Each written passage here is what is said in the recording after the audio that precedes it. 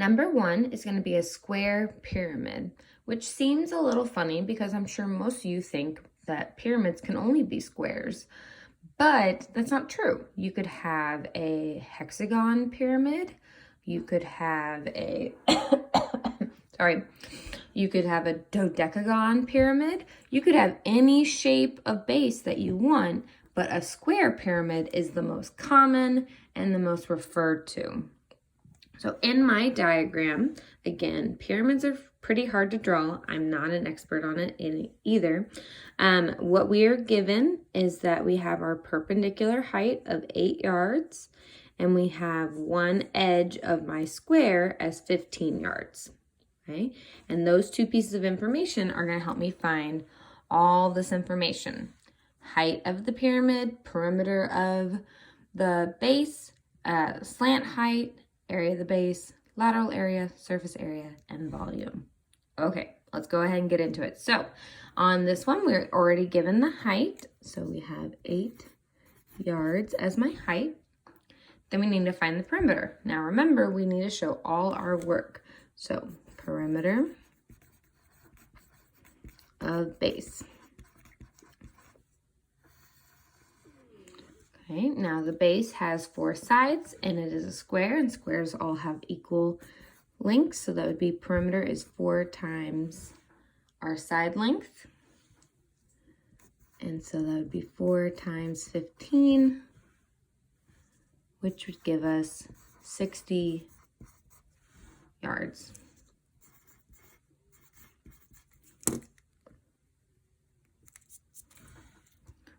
Okay. Now we need to find our slant height.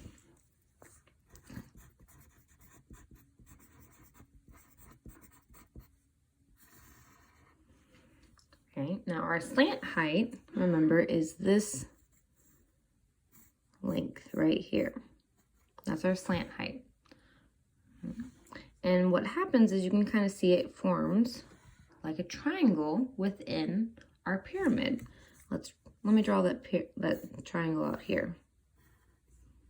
So we have 8, we have our slant height, and then what would we know is the distance of the bottom of the triangle? Well, we know the whole measurement of the pyramid base is 15. So if we're drawing to the middle, then this means that this would be half. So this would be 15 halves. Now, what formula could we use to solve for the slant height when we have a 90-degree triangle? Hopefully you said Pythagorean theorem, which is correct. A squared plus B squared equals C squared. Okay, which one would be our C, or our hypotenuse? The slant height. Good.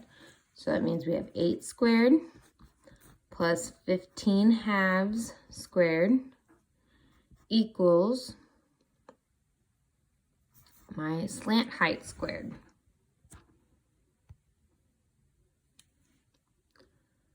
Okay, good. 8 squared is 64. 15 halves. Now remember, that just means you square the top numerator number and the bottom denominator number. So 15 squared is 225, and 2 squared is 4. So 225 fourths equals my slant height.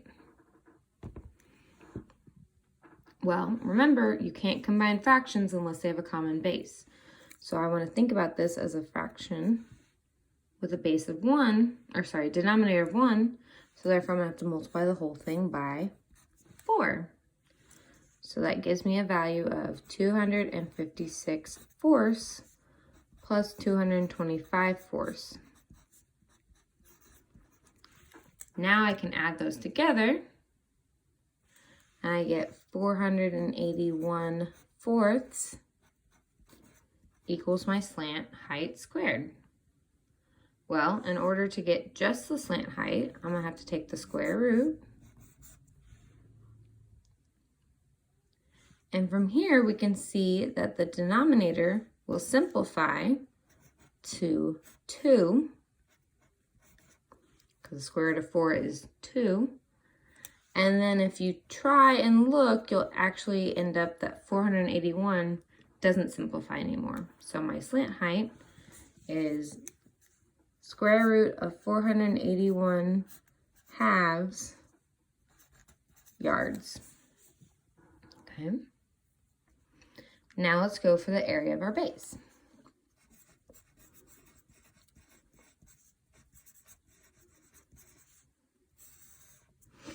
Okay, now remember, area of our base is going to be the base length times the height of the base. Capital H means the height of the base. So that would be 15 by 15. Okay, because the base is 15 and the height of the base would also be 15. So 15 times 15 is 225, which would have been really easy because we just squared 15, and squaring and multiplying by itself is the same thing. So the area is 225 yards squared. Now let's do the lateral area.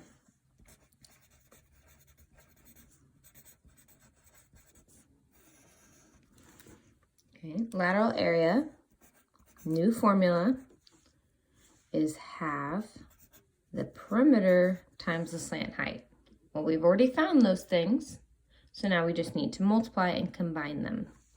So lateral area is half, the perimeter is 60, and the slant height is the square root of 481 divided by 2.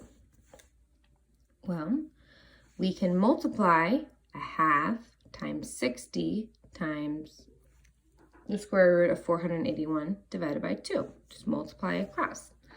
So when I multiply, I can go ahead and do all of it together, or I can do bits and pieces. Okay, so let's think about just half of 60. Let's break it down a little bit easier here. Half of 60 is 30.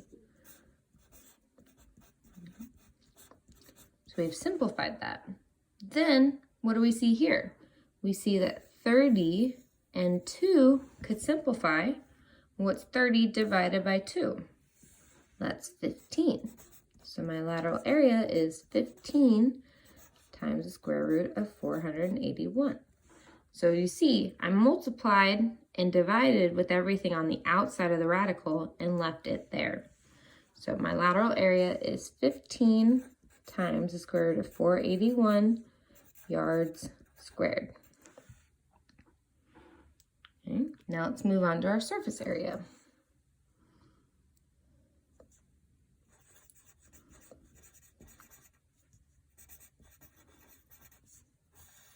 Surface area is our lateral area plus the base. Now again, we found both of those, so now we just have to add them. So it'd be 15 square root of 481 plus 225. Now, am I going to be able to combine those? No, I won't. Okay. And so my answer will stay as this. Or you can rewrite it to where the 225 is in front, but it's probably easier if you just leave it as this, and that's fine. So 15 square root of 481 plus 225 yards squared. Okay, now just remember, because this is a radical, we can't actually combine those numbers. All right, last but not least, volume. Okay, volume is 1/3 of the area of the base times the height of the pyramid. So 1/3 times 225 times 8. Right? And if you go ahead and just multiply across, we'd get 1,800 divided by 3. And 1,800 divided by 3 is 600. So my volume is 600 yards cubed. Remember, volume is cubed. And that is how we do our square pyramid.